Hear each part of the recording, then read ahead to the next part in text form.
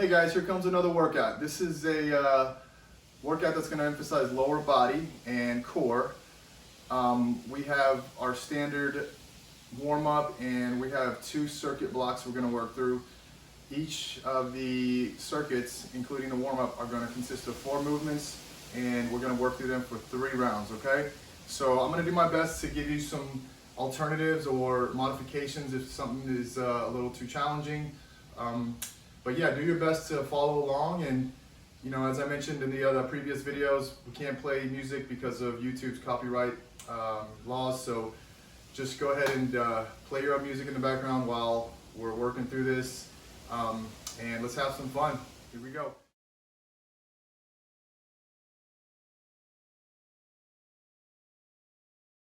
So we're going to start with our warm-up today, and we're going to try and open up our hips and mobilize our spine a little bit.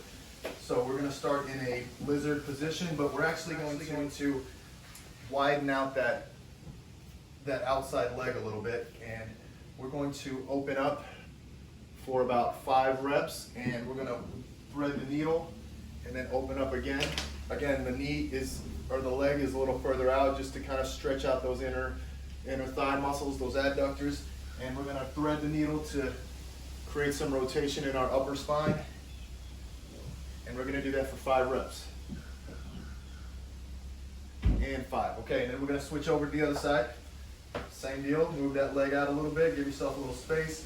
If you want to increase the stretch, you can take this rear knee and open it up out further as well. That'll give you a little bit more stretch in that adductor. But the idea here is to also keep your hand position right under your shoulder, right? And we're going to thread the needle, open up, thread the needle, open up, really getting that thoracic upper back mobilized and ready to move. Last one, and reach. So that's 5 and 5.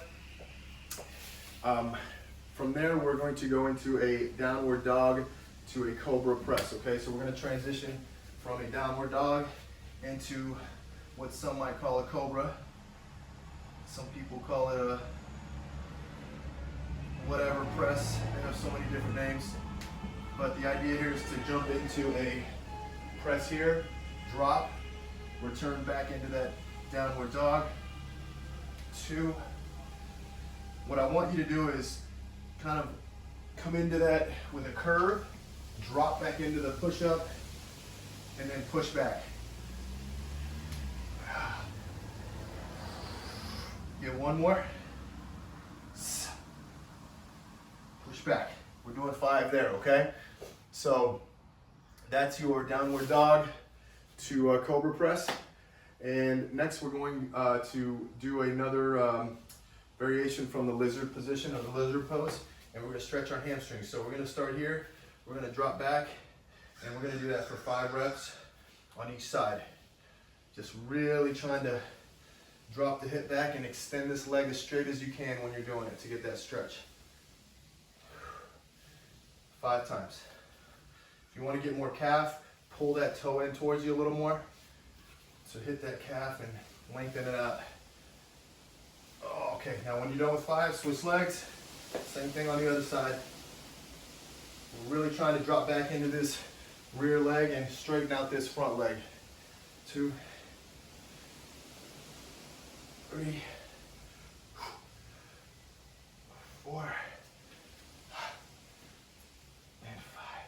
Perfect. Okay, so from there, we're going to get into I would say a child pose, or half a child pose. Instead of being here, we're going to sit with our hips back and our toes flexed, okay? Don't let them point back, okay? I don't want you sitting like this. I want you pointing or tucking your toes under as if you're planting your foot. And what we're going to do is we're going to position our hands here like we're in an athletic stance or a fighter stance, ready to go.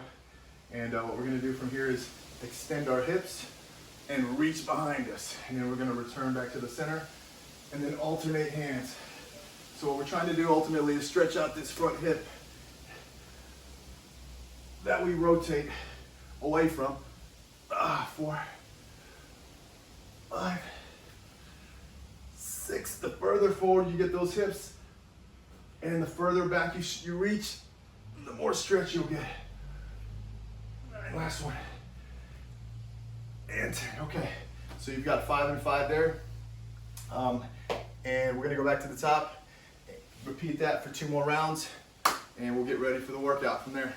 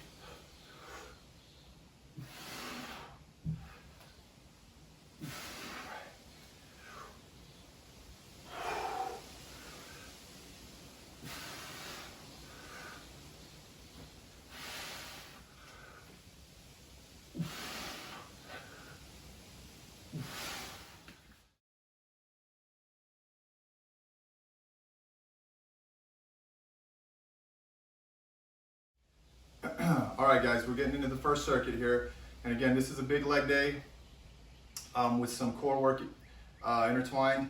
So keep in mind that we're gonna really try to tax those legs, and if you need to take a break at any point, you go on ahead and do that, okay? There's no right or wrong way to do this. Let's not be heroes. We just want to get through the workout and feel good at the end, okay? So stay with me, and if you need to take a break, again, as I mentioned, at any point, go ahead and hit pause or just pull back and come back in when you're ready, okay? So we're going to start with a squat pulse today in our first circuit here. We're going to keep our feet about, I'd say, right outside of the hips is ideal. And one thing I want you to keep in mind is when you're doing a squat, I want you to start your squat with your hips going back, okay? Not your knees bending. So it's a hip, knees bend as you go down. So it's not knee, hips. So it's hips, knees, all right? So just so we're safe on those knees. And one more thing, keep the knees out, okay? We don't want them internally rotating. We want to make sure your glutes are doing their job, are working while you're doing these squat pulses, okay? So this is going to be a squat pulse. We're going to try to maintain a mid-level squat the whole time while we're working through the reps, and we're going to do 30 reps here, okay? So we're here, we're dropping our hips back, we're going to sit in a strong position, trying to feel those glutes turn on, try to really be heavy in those heels, and light on the toes. If you can wiggle your toes, you're doing the right thing here, okay? You're in the right position, all right? So we're going to go for 30. Here we go, on 3, 2, 1, let's go. 1, 2, 3, 4, 5, 6, 7. This is really just trying to pump up those legs, get them ready for some work. 14, 15, 16, 17, 18. Try and use those quads. Try to feel your glutes. Try to feel all those leg muscles engaging, okay? Doing their job. Connect with them. Think about them. Let's go. 5, 4, 3, 2, 1. Fantastic. So that's the first exercise, squat pulses, and you're doing 30 of them. Next, we're going to do a high plank. And we're going to transition into a, I would say, like a forward lunge, okay? So we're going to be here with our hands directly under our shoulders, as we always do in a high plank, to keep our shoulders safe and our wrists in a good position. And from here, what we're going to do is we're going to step in and drive all the way through, bringing that back leg to the front and lifting into a knee drive. And then you're going to go back down, and then you're going to alternate with the opposite leg. And if you have balance issues like I just did, just take your time, it'll come to you. We need to do a few more reps. Jump in, stand up, 3 reps there. We're going to 10. 4, hands down, kick the leg out. Here, 5, back, Swiss legs. One thing you can do is drop your hip here at this point to really get that whole leg involved, okay? As opposed to just kind of leaning forward and putting all the weight into your knee. Drop your hip back, push through your heel on the floor, and then drive that leg through. We're gonna go to 10 here. 2 more.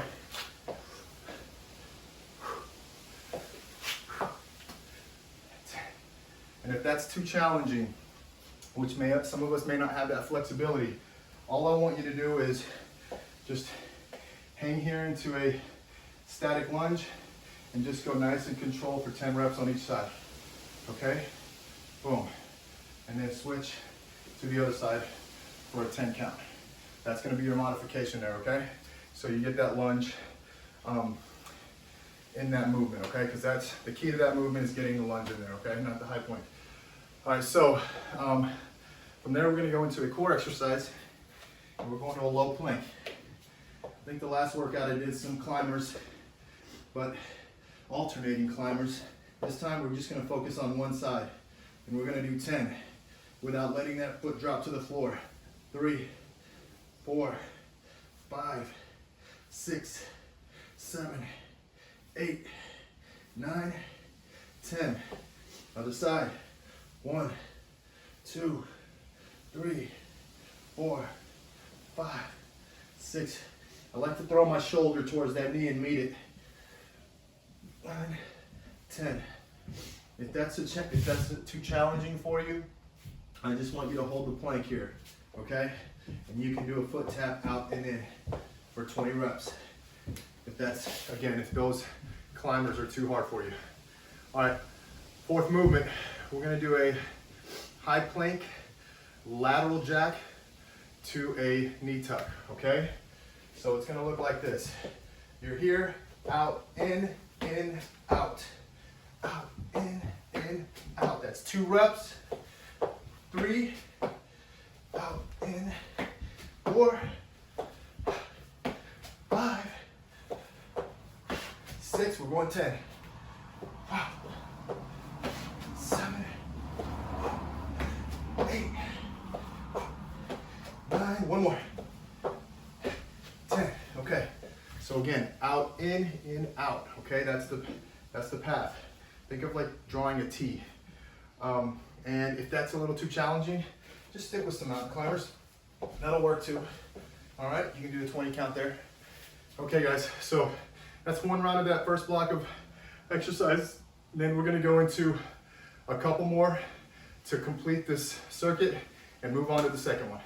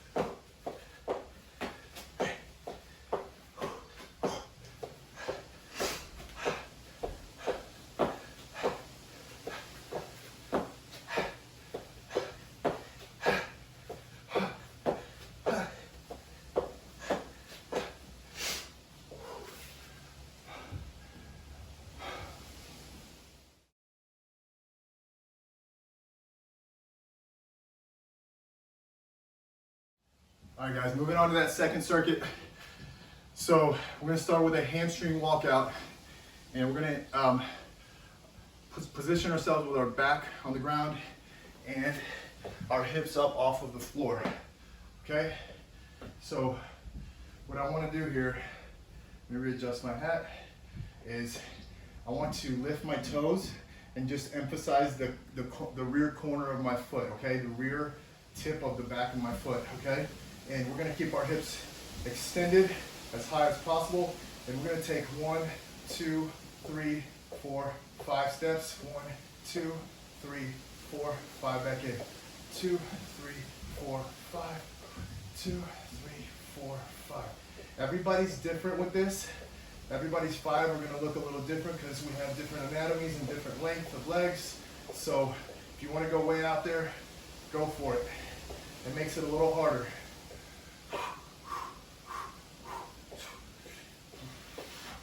You're doing 10 reps. Again, the further you go out, the harder this is. This is 7. Every time you come back in, close to the glutes, you close out another rep. 8.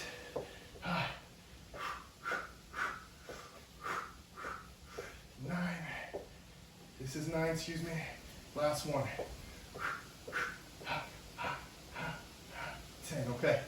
So you're doing 10 reps, 5 little bitty steps out, 5 in, making sure you're on the tips of the rear tip of your foot, and your hips are staying off the floor the whole time.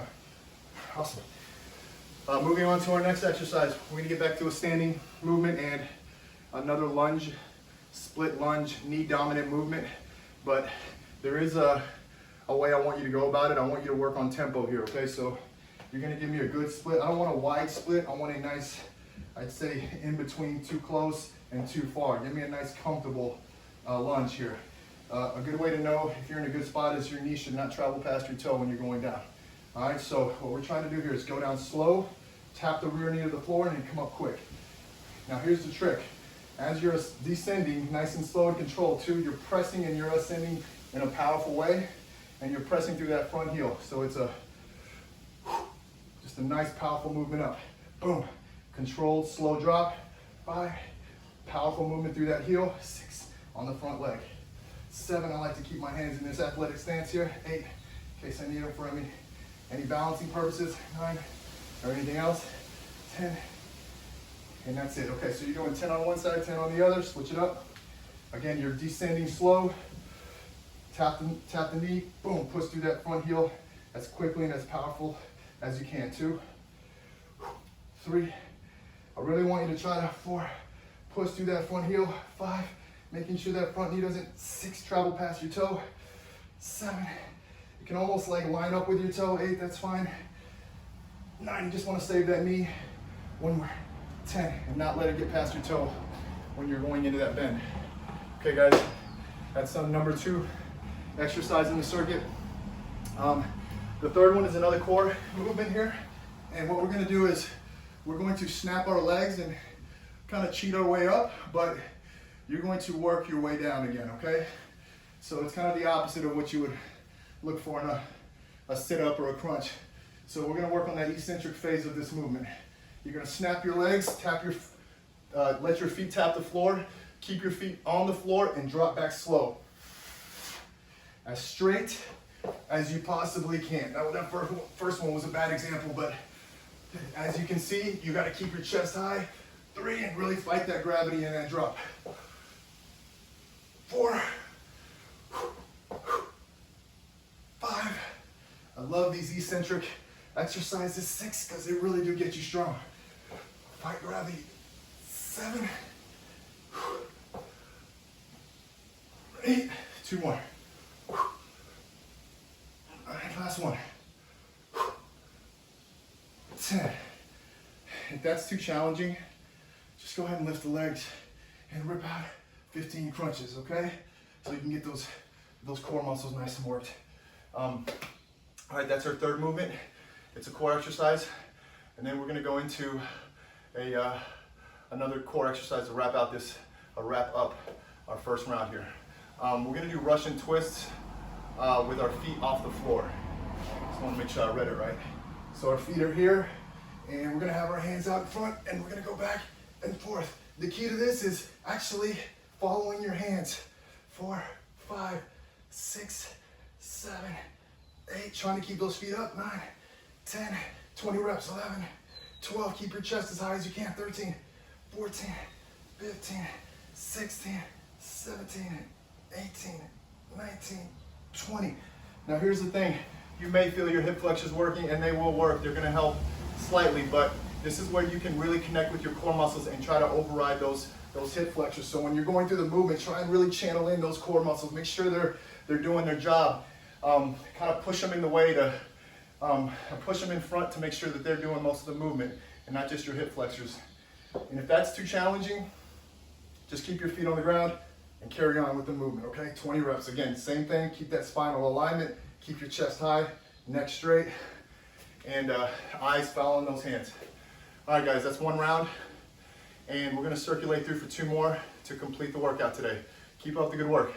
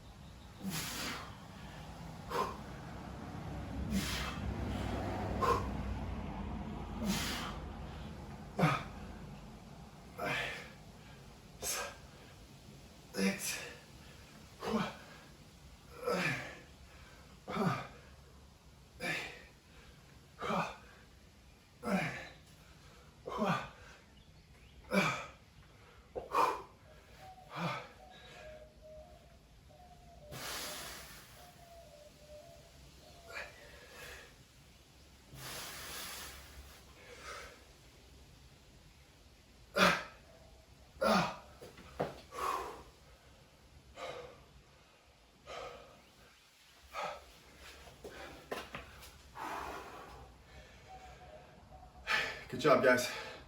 Until next time, take care.